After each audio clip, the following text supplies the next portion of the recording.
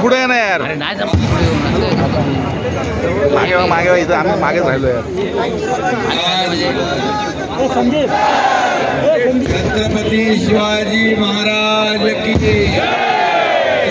भवानी जय श्रीराम. पूर्ण देशात रामनामाचा जयघोष होतो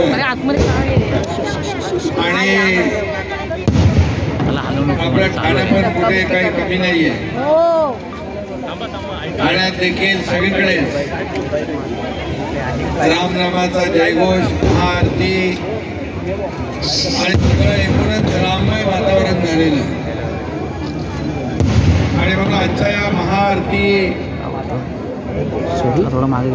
उपस्थित सर्व राम भक्तांचं मनापासून स्वागत करतो. आमदार प्रताप सरनाईक यांचं मनापासून अभिनंदन करतो की त्यांनी या कार्यक्रमाचं आयोजन केलं. विहंग सरनाईक, पूर्वी सरनाईक आणि सर्व त्यांचे सर्व सहकारी आणि खरं म्हणजे उपस्थित आपले कुठून ब्राह्मण आपले जबलपूरवरून आलेले ब्राह्मण इकडे बोलवा सर्व महाआरतीसाठी महाआरती के लिए जबलपुर से आए हुए सभी हमारे जो आरती आपकी वजह से शरीर अपनी नर्मदा की आरती होती है, वैसे आपने आरती की, इसलिए मैं आपको भी धन्यवाद देना चाहता हूँ, आपका भी आभार व्यक्त करता हूँ.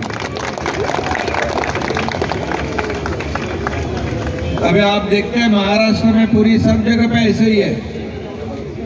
गली गली में राम नाम का ही जयघोष है. आणि उद्या तर 22 जानेवारी उद्या आदरणीय प्रधानमंत्री मोदी साहेबांच्या शुभ हस्ते प्राण प्रतिष्ठापना सोहळा होतोय. एक ऐतिहासिक सोहळा आहे.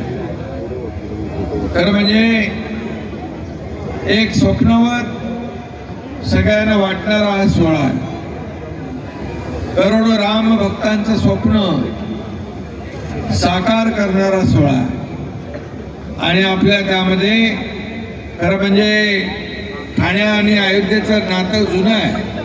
धर्मवीर आनंद दिघे साहेबांनी कार सेवेत चांदीची वीट बहाल केली होती आणि बाळासाहेबांनी तर त्यांचंही स्वप्न होतं की अयोध्येत राम मंदिर व्हावं आणि त्यामुळे महाराष्ट्राचं आणि अयोध्येचं नातं अतिशय जिव्हाळ्याचं आहे.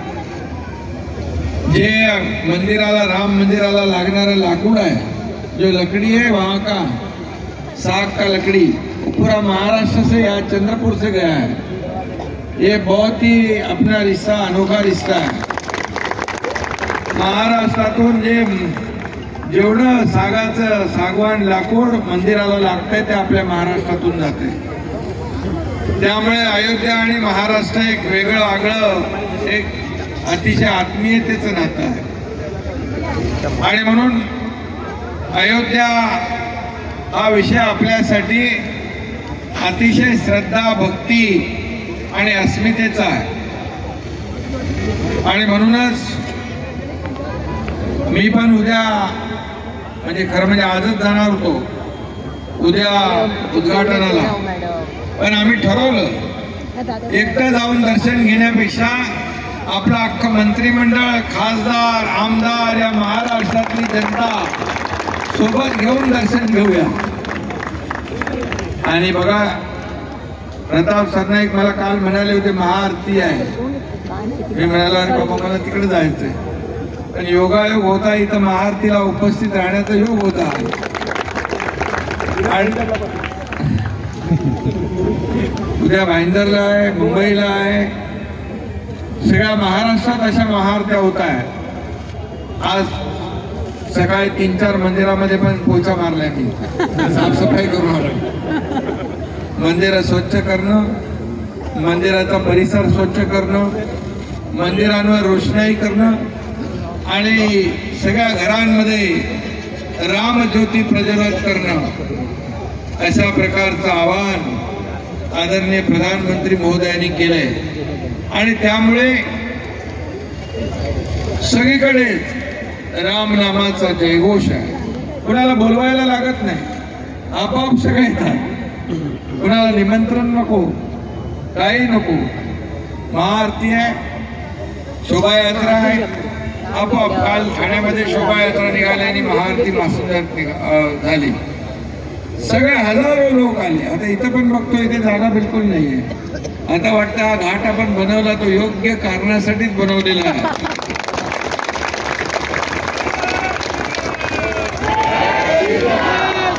आणि म्हणून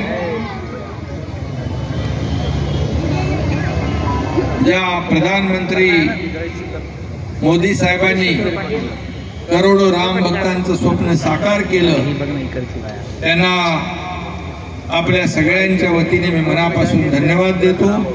महाराष्ट्रातल्या 12.5 कोटी जनतेच्या वतीने त्यांचे आभार मानतो. कारण आपल्याला वाटत नव्हतं की स्वप्नवत वाटत होतं काही लोकांना. आणि काही लोक मंदिराच्या लोकार्पणावर, शुभारंभावर, रामाच्या अस्तित्वावर प्रश्न करू लागले. दुर्दैव आहे खरं म्हणजे. अशा लोकांनी सहभागी व्हायला पाहिजे, एक आनंदोत्सव आहे. परंतु काही लोक याचे राजकारण करतात. पण मी एवढंच सांगेन, जो राम का नहीं वो किसी काम का नहीं. बरोबर आहे ना? बरोबर आहे गुरुजी? तर याच्यामध्ये एवढंच सांगतो, घराघरामध्ये आज रामाचं आज आपण अस्तित्व पाहतोय. थोडंसं काम आहे आणि सांगेन बाकी काय नाही की अरे कुठे गेले, भारत के घर में आज प्रभु राम है. आज दुनिया के हर देश में अपने भारत का नाम. आज मी तुम्हाला सांगतो की मी दावोसला गेलो होतो, स्वित्झर्लंड मध्ये, वर्ल्ड इकॉनॉमिक फोरम मध्ये. तिथं देखील आपल्या भारताचं नाव अभिमानाने घेताना लोक दिसले. आणि महाराष्ट्राला त्याच्यामध्ये उद्योगपतीने प्राधान्य दिलं. 4 लाख कोटीचे MOU साईन झाले. 4 लाख कोटीचे 2-3 लाख लोकांना रोजगार मिळणार. आणि मोदी साहेबांच्या नावाचा देखील तिकडे बोलबाला होता. आणि त्यामुळे आपल्या देशाचं नाव जगभरामध्ये उज्ज्वल झालेलं. म्हणजे लोकांना एक नवीन, ठाणेकरांना ठाणं बदलत आहे. ठाणं स्वच्छ होत आहे, सुंदर होत आहे, ठाणं विकसित होत आहे.